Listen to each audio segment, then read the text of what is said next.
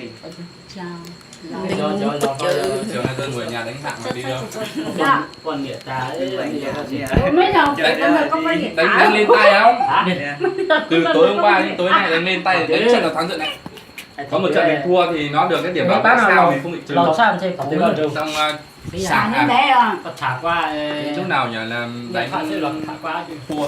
Cô ơi, cô tao thả chi tiết đây, cô nào? Cao độ 2 1 sao và 2 sao về 1 Cú sao. nhái ta Mình cứ lên mình thắng nó lên cái điểm kinh nghiệm ở dưới đấy thông tin mình đấy. Có một cái cột đấy. Bằng nào nghìn trên bao nhiêu nghìn đấy. Ai có thả được cái nhắc hát tên không?